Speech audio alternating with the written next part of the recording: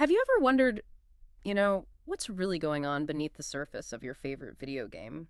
Or maybe how all that screen time might be affecting you in ways you hadn't quite clocked? Well, welcome to our deep dive into the, I have to say, pretty surprising and sometimes unsettling world of video games. Yeah, it really is. And our main source for this exploration is, well, it's quite unusual.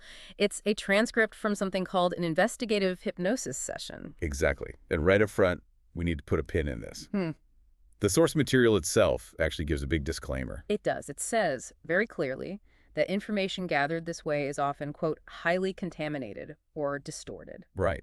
Because it's seen as traveling through like multiple dimensions, different consciousnesses, and it gets filtered through the hypnotized person's own mind, their beliefs, experiences, everything. So we're going to explore these really distinct ideas about where games came from, their impact, maybe even hidden agendas. But we're definitely keeping that critical filter firmly in place. This is about exploring the claims from this unique source, not necessarily stating them as fact. Absolutely. Our mission today is really to unpack what this session suggests, pull out the most, let's say, intriguing bits, and give you a comprehensive look at its perspective on games, creators, and effects on consciousness and energy. Should be some real aha moments, or at least, moments. Okay, let's dive in then. Segment 1. The mysterious origins of video games, according to this source. It suggests the whole concept didn't just pop out of nowhere, but actually stemmed from an understanding of our own reality as being, well, virtual, like a kind of primordial matrix. Yeah, and it claims these entities, described as draconian, which the source frames as advanced, non-human intelligences, often influential, were involved. They supposedly pooled their understanding to create this virtual world concept. And here's where it departs quite a bit from standard history. The source talks about the first video game, potentially dating back to 1855. Right, not a computer game.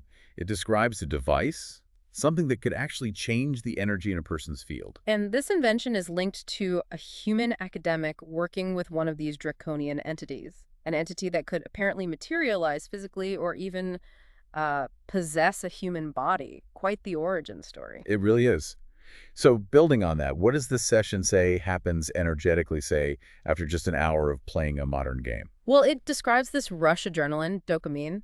It creates what's called an energized field that immediately starts craving more. So you see the path to dependency forming pretty quickly. And it notes actual changes in the player's energy field around them. Yeah, it mentions colors shifting yellow, red, and gold, visible energetic changes. And then there's the mind-body connection with, regular playing. Right. The source claims the mind starts to blur the lines, believing the virtual experience is real. It becomes united, is the word used, with the game world.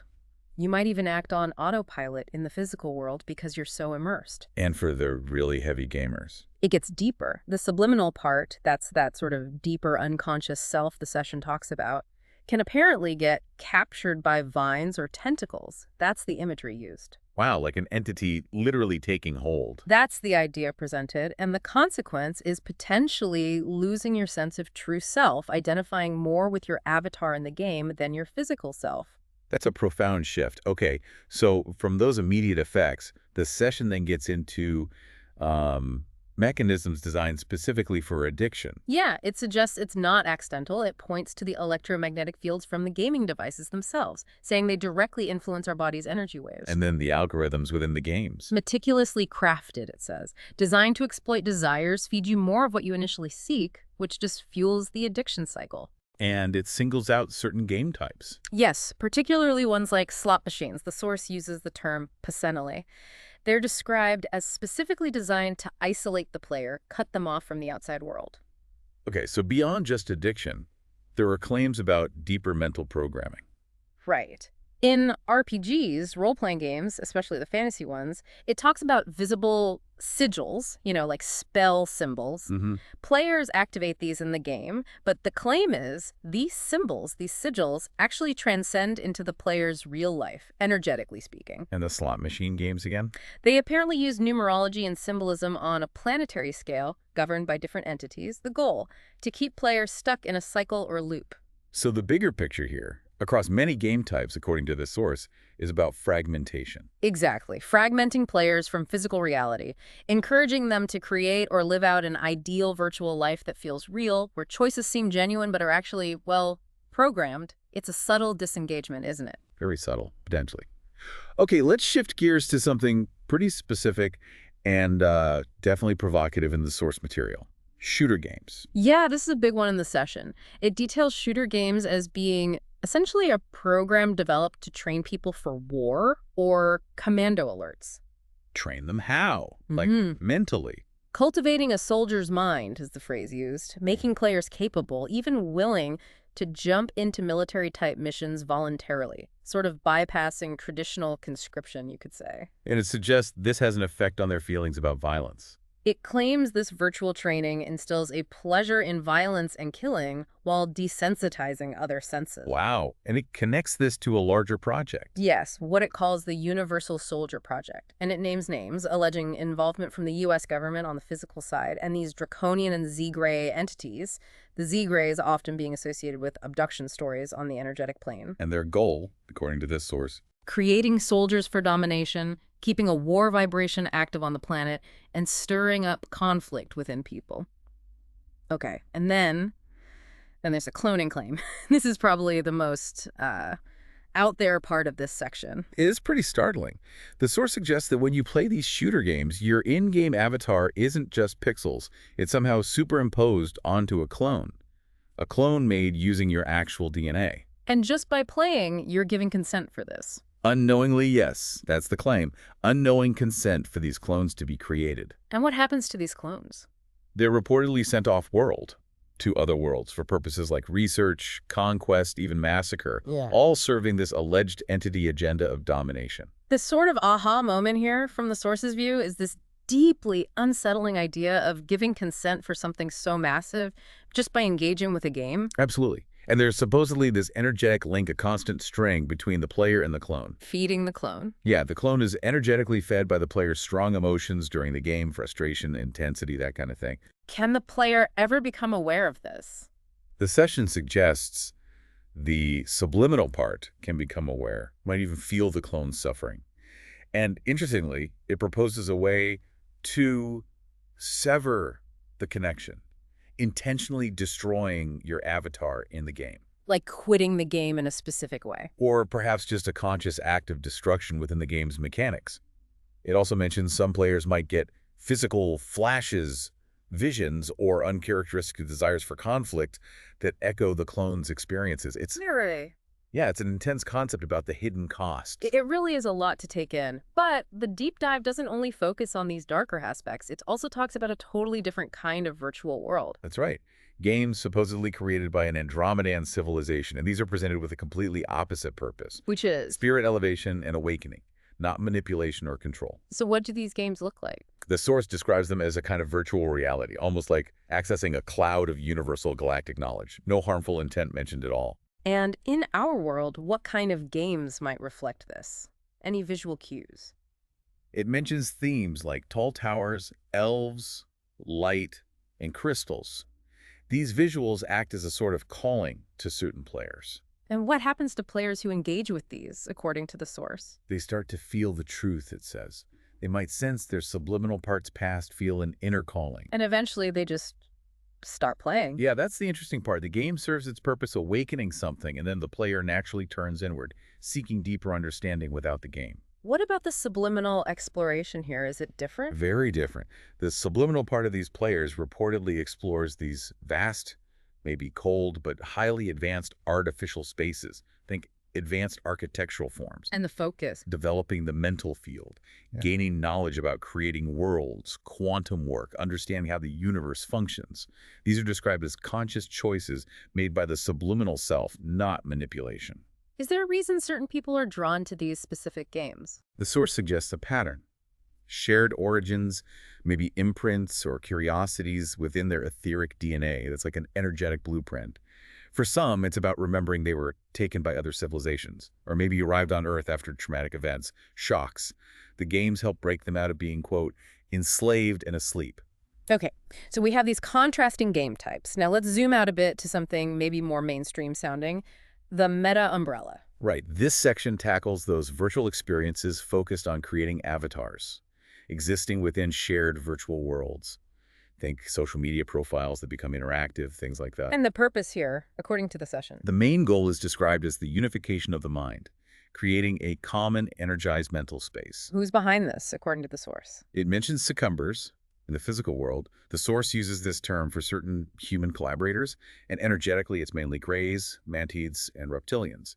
Their aim is this unified mind. And this unified space is described almost like purgatory. Yeah, a kind of purgatory. Yeah. A step-by-step development where the players themselves, through their energy and participation, actually help build and expand this virtual world. And it connects us to everyday things we do online. Definitely.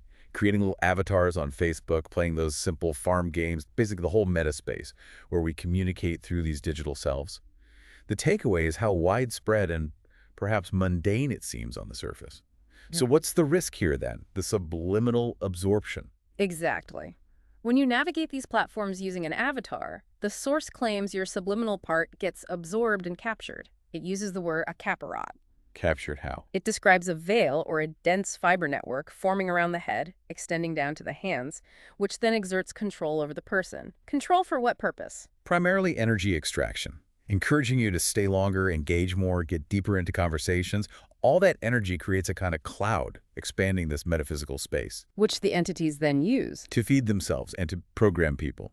It explicitly calls it a form of slavery. That's heavy. And the risk level. The source warns it's significant.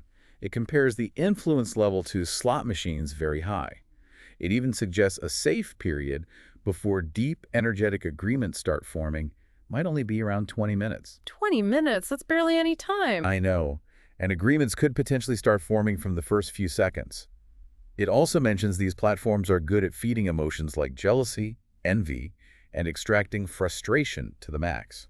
Okay, so stepping back, why are people drawn into these virtual worlds so deeply in the first place? What's the fundamental pull according to this session? It suggests it comes down to fulfilling basic personal needs or requirements. Things like needing a sense of belonging, needing validation, finding an identity, seeking love or respect, or maybe coping with feelings of abandonment. So video games become a way to fill those voids. That's the idea. They step in to provide something that feels missing in a person's physical life. And the source gives a sense of scale for this. How many people are engaged? It makes a pretty huge claim. 77% of the Earth's population is currently caught up in these needs and engaging with video games in some form because of them. 77%. Wow. What about games that seem positive, like for kids' creativity or intelligence? Even those, the source suggests, often have a hidden intention. Simply training people from a young age to enter the virtual world more easily, to be more comfortable there. But does it predict we'll all just end up living entirely in VR? Interestingly, no. It predicts a total societal shift won't happen. Why? Because our subliminal parts, that deeper knowing, recognize that it's not reality. So there's a fundamental choice involved. Yes, and it mentions the presence of hybrids in the population playing a role. Plus, it claims the entities behind this are actually obligated to give a truth. They can't build this massive matrix without our consent. And we give consent, essentially, by perceiving it and treating it as reality. Okay, so for someone who feels maybe too immersed, what does the session suggest for reconnecting, for grounding? It offers some practical things, energetic practices, like deep breathing. Simple stuff like using cold water, washing your face, a cold shower. Getting back into the physical senses. Exactly. And, of course, nature contact, walks outside, anything that promotes grounding, connecting back to the physical earth. And there was one last point about rituals. Yeah, a final intriguing bit. Games that contain those sigils and symbols we mentioned earlier, they're perceived as having a ritual aspect, like invocations to send energy somewhere else. And paying money in games. Seen as making further agreements, which supposedly strengthens the control or the connection. Right, we've covered a lot of ground here, exploring these claims about origins, impacts, agendas, all from this very specific hypnosis session source. But now we really need to circle back hard to what we mentioned at the start, the nature of this information itself. Absolutely crucial.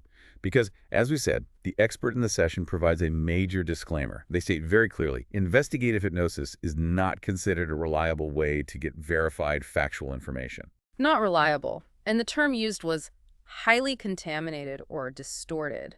Exactly.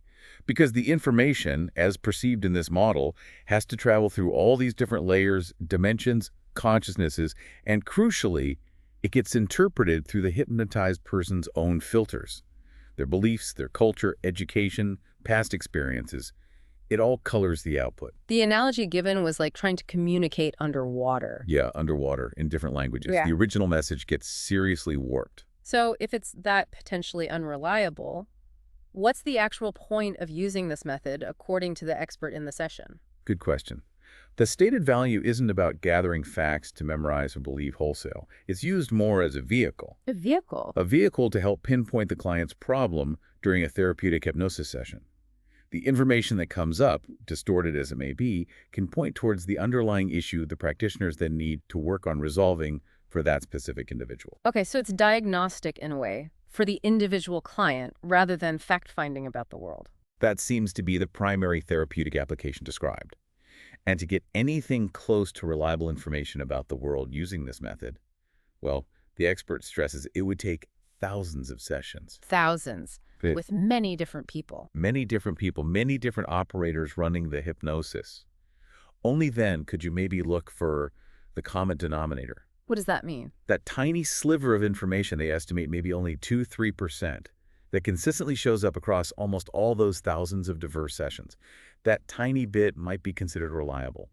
Everything else. Trash information was the term used. Pretty blunt, yeah. No, Trash no. information, which tells you a single session, like the one we're drawing from, is completely insufficient for any kind of objective investigation. And it's hard even in one session to get info on unrelated things. Very difficult.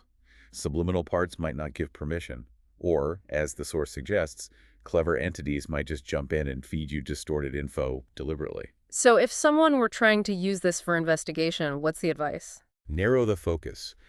Don't ask about, say, black holes in general. Ask about very specific historical events. Break big topics down into tiny details and look for those common threads across many, many sessions. It really underscores the need for critical thinking when we encounter information like this, doesn't it? Absolutely. You have to consider the source's own explanation of its limits. It's about spotting potential patterns, maybe asking questions, but definitely not just accepting these extraordinary claims at face value. We've definitely navigated a really unique perspective today, haven't we? Diving into these claims about video game origins, those hidden influences, energetic impacts, and right down to the self-admitted nature of the information source itself. It's been quite a journey through this particular lens, so maybe the next time you look at your screen, whether it's for work or fun or connecting with people, it's worth considering. Are you just playing a game? Or could you be participating in something, well, more intricate? Maybe even helping build a reality you didn't consciously sign up for. Yeah, how might just having a deeper awareness of these potential energetic interactions, these claims about consent and programming, how might that change how you navigate your daily digital life?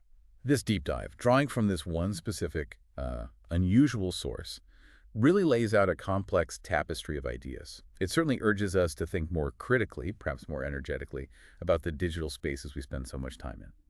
So what stands out most to you listening to this? What parts sparked the most questions or resonance? The more we understand, even from unconventional perspectives like this one, perhaps the more informed our choices can ultimately be.